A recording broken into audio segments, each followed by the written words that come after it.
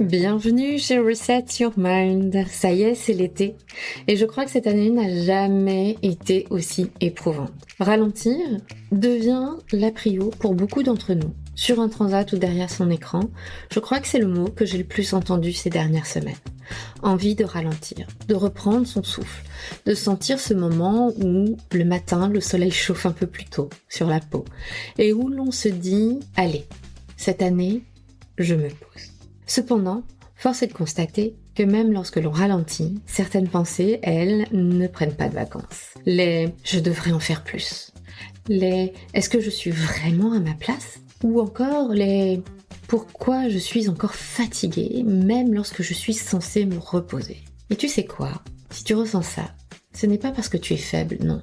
Ce n'est pas parce que tu n'es pas faite non plus pour ce rôle, non plus. C'est parce que tu es déjà un ou une warrior. Oui, tu l'es déjà.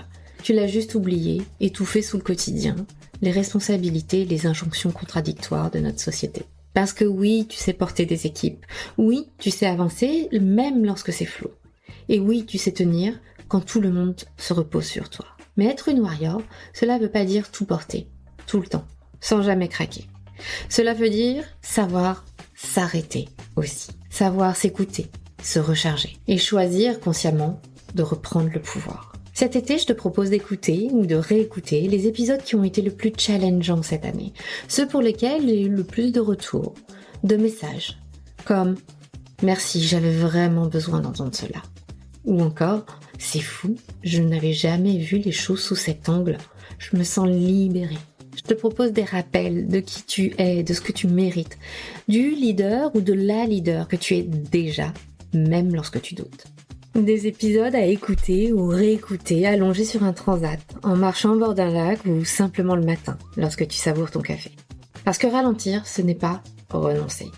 C'est choisir de se reconnecter à ce qui compte vraiment pour toi. Alors let's go, c'est parti. Et surtout, reste bien jusqu'à la fin puisque j'ai une annonce à te partager en toute fin d'épisode.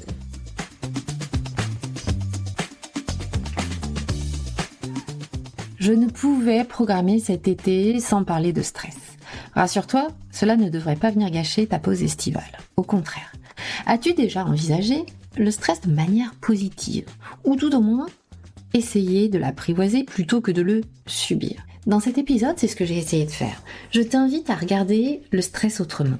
Pas comme ce poids inévitable que tu portes chaque jour, pas comme cette fatalité que tu subis en silence, mais plutôt comme un signal, un message, un langage de ton corps que l'on a oublié d'apprendre à décoder. Le stress nous parle, il fait partie de notre quotidien et contrairement à ce que l'on pense, il nous est nécessaire.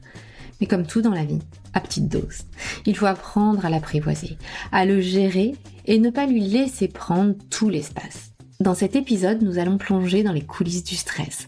Pourquoi il existe, ce qu'il fait réellement à ton corps, et pourquoi le fuir, le nier ou tenter de tenir encore un peu n'est pas la solution. Je partagerai avec toi aussi des clés concrètes pour refermer ces cycles de stress qui t'épuisent, pour retrouver ton énergie et ton alignement sans sacrifier ce qui compte vraiment pour toi. Parce que gérer ton stress n'est pas un luxe, c'est un acte de lucidité. Au contraire, installe-toi, respire. Cet épisode pourrait bien te révéler une autre manière de vivre. Et bien évidemment, comme à chaque fois, partage-moi tes commentaires ou tes déclics, tes prises de conscience sur ta plateforme d'écoute. J'adore lire vos réactions.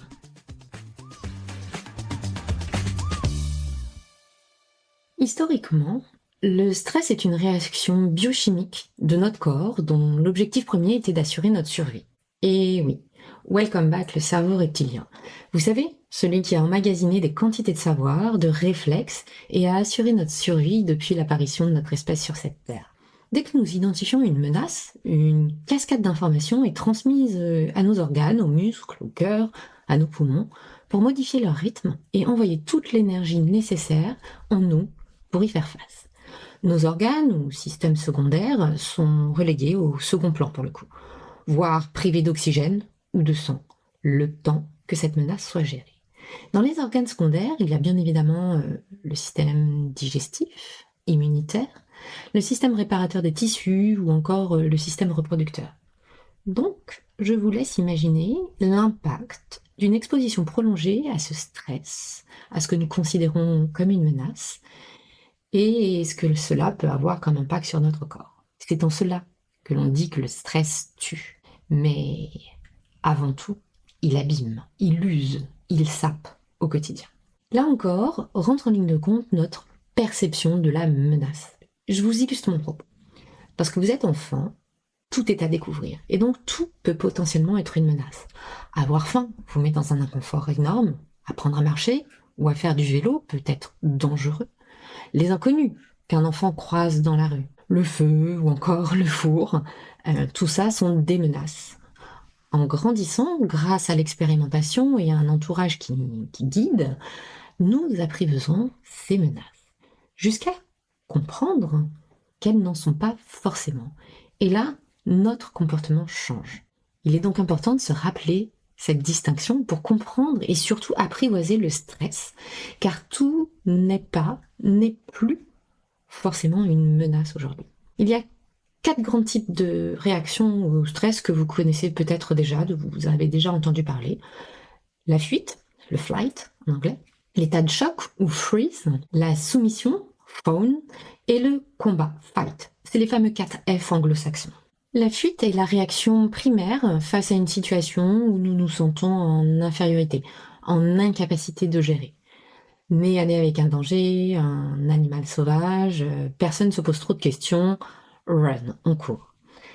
Dans notre société moderne, occidentale, où il est tout de même assez rare de croiser un animal sauvage dans les rues de nos villes, il va plutôt s'agir de situations. Un attroupement bruyant d'inconnus dans la rue, une personne que vous percevez comme menaçante, une situation au bureau, de tension, ou d'inconnu total et d'inconfort total. Avoir une conversation houleuse avec sa boss ou son boss, prendre un nouveau poste, peut avoir le même schéma neuronal, exactement déclencher biochimiquement les mêmes réponses. Oui, étrange, n'est-ce pas? La deuxième réaction, c'est l'état de choc, le freeze. Ici, face à la menace, même chose, notre cerveau nous met en alerte maximale, mais il ne sait pas ou ne peut pas réagir. Et l'on se retrouve alors bloqué, coincé, sans même savoir pourquoi, et parfois même avec un blackout. C'est l'état de choc. Nous sommes en incapacité de réagir. Tout simplement parce qu'à ce moment-là, notre cerveau, interprétant la situation comme une menace, ou alors l'accumulation de stress qui a saturé votre corps de messages, d'hormones, au point où la seule solution qu'il voit, c'est aucune issue possible. Il ne sait plus comment réagir. Chez les animaux, certains ont transformé cet état en art de la survie. Ils font mort. Et ça fonctionne. La réaction suivante, que vous connaissez toujours peut-être, c'est la soumission, le fawn. Ici, la fuite n'est plus une option. Alors votre cerveau vous fera peut-être opter pour la soumission. Un ou une boss qui vous tyrannise, une situation de domination où l'autre est plus fort que vous physiquement, ou trop près pour permettre la fuite, ou sur laquelle vous pensez savoir ne pas avoir le dessus. Alors la soumission peut être l'option que votre cerveau vous pousse. Encore une fois, pour essayer de vous permettre de survivre. Survivre à cette situation à tout prix. Ici, on subit donc la situation, qui a le revers pervers, la soumission a le revers pervers d'amener une certaine déresponsabilisation, une position de victime et s'accompagne a posteriori souvent de culpabilité. Culpabilité de ne pas avoir su réagir, de ne pas avoir su s'affirmer. Mais vous n'êtes pas seul responsable. Votre cerveau vous y a largement, fortement poussé dans cette approche. La dernière réaction autoprogrammée qui a permis la survie de notre espèce, c'est le combat, le fight, le 4e F des anglo-saxons. Ici, notre cerveau, après avoir estimé la situation, pense avoir une chance de l'emporter, d'avoir le dessus. Alors, il envoie, encore une fois, toutes les informations neurochimiques nécessaires à travers notre corps pour se mettre en mode combat. Il va envoyer des déclencheurs d'adrénaline pour faire battre votre cœur plus vite, circuler le sang plus vite, alimenter les muscles plus vite. Il va déclencher des endorphines aussi pour diminuer l'inconfort et la sensibilité à la douleur.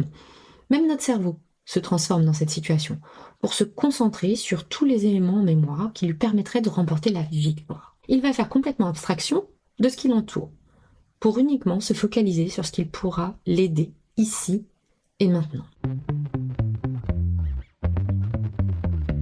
Pourquoi je vous parle de ces éléments? Tout simplement parce qu'il est important de les identifier.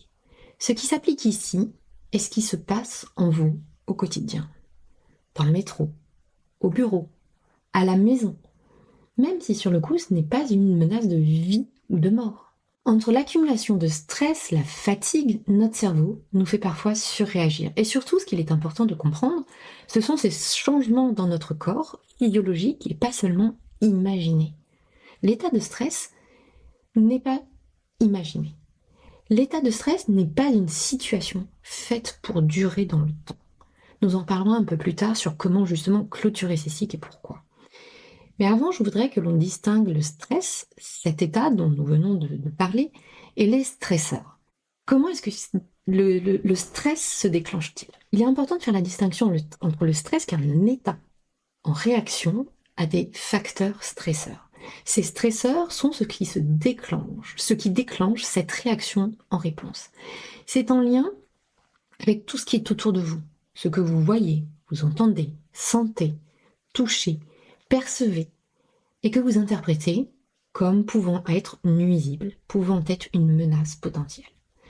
Ils peuvent être externes, travail, argent, famille, société, le contexte économique, les normes dans lesquelles on évolue. Mais ces stresseurs peuvent aussi être internes, générés par vous-même et moins directs, comme l'image que l'on a de soi, l'image que l'on a de son corps, de ce que les autres peuvent penser de nous ou de l'avenir. Vous l'aurez compris, le stress nous met dans un état physiologique d'alerte, qui vient alimenter et renforcer uniquement les organes indispensables à la lutte, la fuite, la soumission, le freeze, l'état de choc. Cet état intense de stress est prévu pour durer un laps de temps restreint, le temps de gérer la menace. Imaginez maintenant que vous soyez soumis à ces stresseurs qui déclenchent donc cette réponse de stress régulièrement. Je vous donne un exemple, un collègue crétin qui vient vous mettre des bâtons dans les roues jour après jour. Ou encore une volonté de toujours faire les choses bien, les choses parfaitement, pour avoir cette fameuse récompense en retour, de se sentir bien. Vous ne pouvez pas lui arracher les yeux en pleine réunion, ou lui dire ces 4 vérités à ce collègue. Cela ne se fait pas, ce n'est pas correct, pas professionnel. C'est faire preuve de faiblesse que de ne pas savoir se maîtriser, selon la société dans laquelle nous vivons. Et là, nous entrons dans un tout autre cycle lié au poids du regard des autres qui renforce notre indécision, notre incapacité à bouger, et nous coince dans ces situations de stress. Parce que l'on se sent victime, impuissant. À votre avis, quel est l'impact sur votre corps, sur vos organes, d'avoir un robinet ouvert à fond dans vos veines, dans vos artères, dans vos organes, perpétuellement, au lieu de redescendre pour adresser un flux plus modéré, un flux plus nominal. C'est en cela que le stress nous tue, car il use notre corps à petit feu et devient le terreau fertile de maladies plus graves. Je vous rappelle qu'en état de stress, votre corps envoie le maximum d'énergie sur les organes principaux pour gérer la menace, mais met en retrait votre système immunitaire, votre système de réparation des tissus, votre système de reproduction. Je crois que je vous fais pas un dessin. Vous voyez où je veux en venir? Le pire dans tout ça, c'est que vous n'êtes pas pleinement responsable. En effet, est-ce que l'on vous a appris à gérer le stress et ces nouveaux facteurs stresseurs actuels? Non. Et c'est bien dommage. Rentrons maintenant dans les options qui existent pour le remettre à sa place, pour l'apprivoiser et surtout arrêter de juste le subir. Car non, le stress n'est pas une fatalité. Seulement, il faut accepter d'en prendre conscience et décider d'agir. La première chose vraiment à comprendre, qui est fondamentale, c'est que ce stress fonctionne par cycle et qu'il est indispensable de clôturer ces cycles. Sinon, tous ces changements physiologiques restent en nous. Ils viennent s'accumuler, cycle après cycle. Ils viennent faire monter le niveau, comme un vase que l'on remplit, verre après verre, jusqu'à ce qu'une simple goutte d'eau fasse déborder ou exploser. Alors, mauvaise nouvelle, éliminer les stresseurs ne suffit pas. Se dire que c'est bon, on est en sécurité, ne fonctionne pas. Ce n'est pas parce qu'on a échangé avec le boss de son collègue, crétin, que le cycle est fermé. Navré. Ça marche pas comme ça. Ces deux-là vous emmèneront vers des comportements destructeurs ou de compensation jusqu'à l'apaisement de votre système nerveux, jusqu'à trouver un échappatoire à ce désordre et surchauffe complète de votre système nerveux. Votre corps, à la fin d'une exposition à des facteurs stresseurs, a besoin de temps et que vous le guidiez. Que vous le guidiez par le mouvement tout d'abord. C'est certainement le point qui est le plus décalé avec notre monde actuel occidental. Nous ne bougeons plus. Vous avez certainement dû entendre à quel point faire du sport, bouger, marcher fait du bien.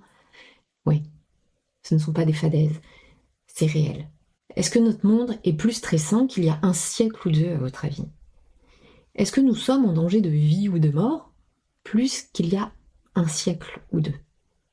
Je n'en suis pas certaine. Et pourtant, nous sommes surexposés au stress et les études montrent que cela va en croissance perpétuelle depuis les 50 dernières années. Pas les 50 dernières années où il y a eu le plus de combats, le plus de dangers de vie ou de mort dans nos scopes immédiats, je dirais, européens et en tout cas franco-français. Mais aujourd'hui, le problème, c'est que nous n'écoutons plus notre corps et bougeons bien moins qu'avant. Alors, voici quelques idées pour vous aider à fermer les cycles de stress et reprendre la main et accessoirement lui dire au revoir. La première chose, c'est donc, vous l'aurez compris, c'est le mouvement, l'activité physique. Lorsque la menace d'un animal sauvage est là, que feriez-vous instinctivement? Courir. Eh bien, au XXIe siècle, c'est pareil. Vous êtes exposé à votre collègue crétin stresseur, eh bien, courez. Nagez, marchez, dansez dans votre salon sur Beyoncé ou qui vous voulez, mais bougez. Votre corps ne comprend que le langage corporel, et c'est en cela qu'il a besoin de mouvement en lui, pour terminer ses cycles et comprendre dans chaque cellule qu'il est maintenant en sécurité. Et je vois la question se former dans vos esprits. Oui, tous les jours. Il me semble que nous sommes exposés à des stresseurs tous les jours, non? Nous avons donc une réaction de réponse qui génère du stress dans notre corps tous les jours. Alors oui, il faudrait réussir à bouger tous les jours. On n'est pas en train de parler d'aller faire un marathon tous les jours. Une chanson de Beyoncé, maximum, ça dure 5 minutes. Ok? Si vous n'aimez pas courir ou marcher, ça peut aussi tout simplement être se lever de sa chaise, s'étirer, faire le tour du pâté de maison, aller se chercher à manger à pied, ou rentrer de la gare ou de la station de métro à pied, ou descendre une station de métro plus tôt. Il y a plein d'options. Testez, trouvez celle qui vous convient le mieux et bougez. Ce que l'on peut aussi faire, lorsque le stress n'est pas encore trop haut, c'est prendre le temps de respirer profondément. Ça peut être un excellent exercice. Prendre de grandes inspirations par le nez, puis expirer par la bouche, en contractant au maximum votre ventre pour expulser tout l'air de vos poumons, en vous concentrant uniquement sur cet air qui rentre et qui sort de votre corps à l'instant présent, qui le nourrit et qui l'apaise.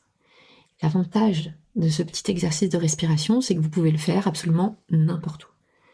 Dans la salle de réunion, avant la réunion, après la réunion, dans un couloir, dans le métro. Vous avez cette possibilité de le faire vraiment n'importe où. Le troisième tips qui pourrait vous intéresser, c'est les interactions sociales positives. Et ici, j'insiste avec positive. N'allez pas voir votre mère si vous avez des relations ambiguës ou tendues. Ça ne sert à rien. Mais prenez le temps de voir vos amis qui vous régénèrent, vous aident à prendre du recul et recharger vos batteries.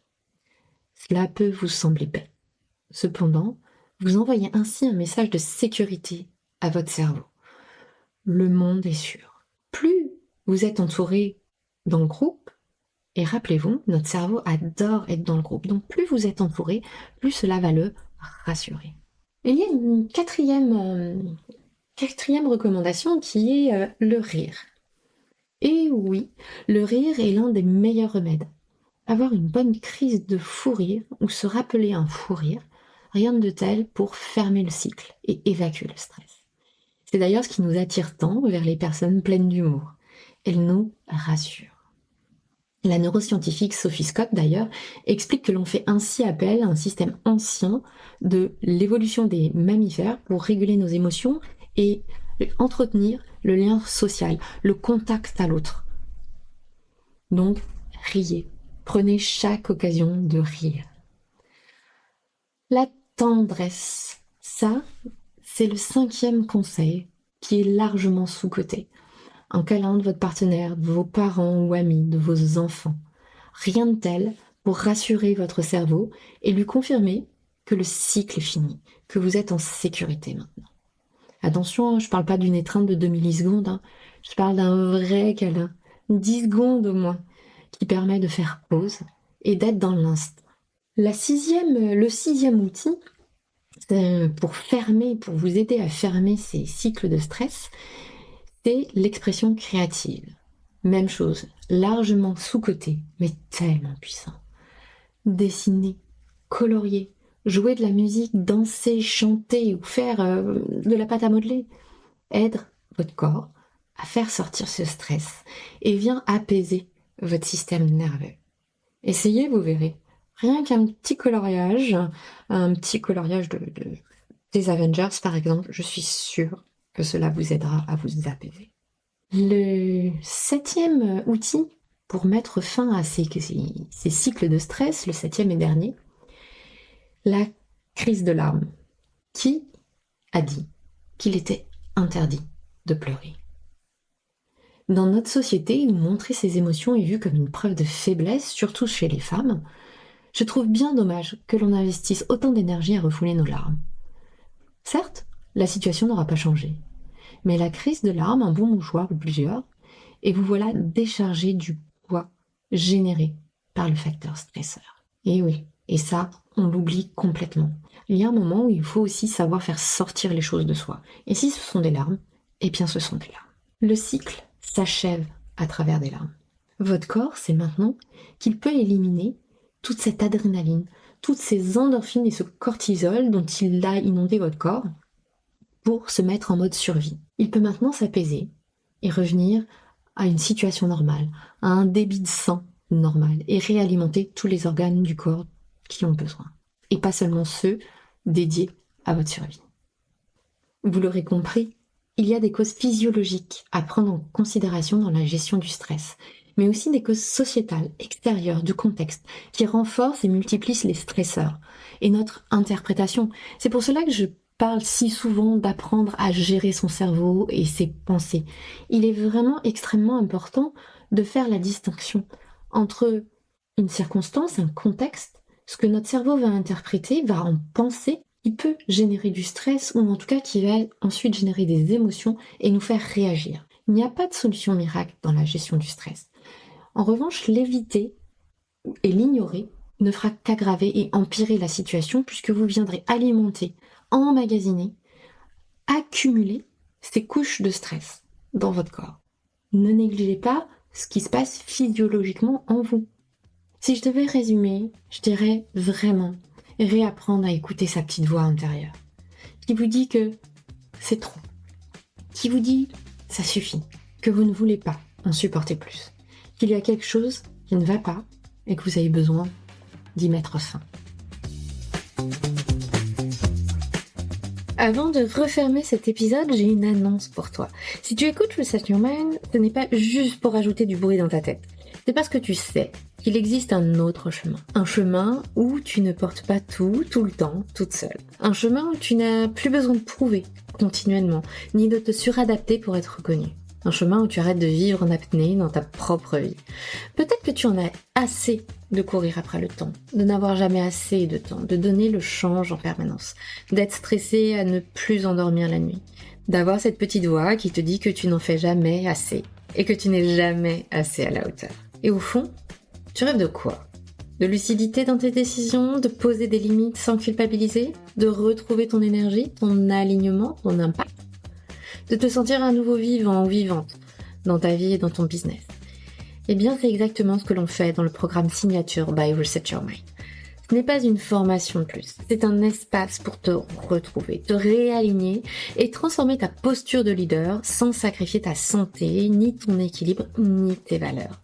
Du coaching de groupe et du coaching en individuel soutenu par un groupe et du contenu vidéo exclusif et intense pour vivre une véritable transformation. Le prochain groupe démarrera le 4 octobre et les candidatures sont ouvertes. Si tu sens que c'est le bon moment pour toi, que c'est maintenant que tu veux changer pour préparer cette fin d'année et démarrer l'année 2026 autrement, plus aligné, plus en puissance. Le lien est dans les commentaires. Je t'invite à jeter un œil sans pression. Et si cela t'appelle, discutons-en. Tu peux prendre rendez-vous pour que je puisse répondre à toutes tes questions. Parce que oui, tu n'as pas été faite pour survivre au quotidien. Tu n'as pas été fait non plus pour la vivre en surface. Tu as été fait ou faite pour la vivre pleinement, à ta manière. Les places sont limitées, tu t'en doutes, car je choisis volontairement de travailler en petit comité. Mon objectif est que tu avances vraiment. Alors n'hésite pas, contacte-moi et discutons-en pour s'assurer que ça correspond à tes besoins. Merci 1000 fois d'avoir écouté cet épisode, j'espère qu'il vous a plu. Si vous avez 5 minutes, prenez-les pour noter ou commenter cet épisode. Grâce à vos avis, Reset Your Mind commence à être connu. Et j'avoue que j'ai très envie de voir jusqu'où nous pouvons aller ensemble. À très vite!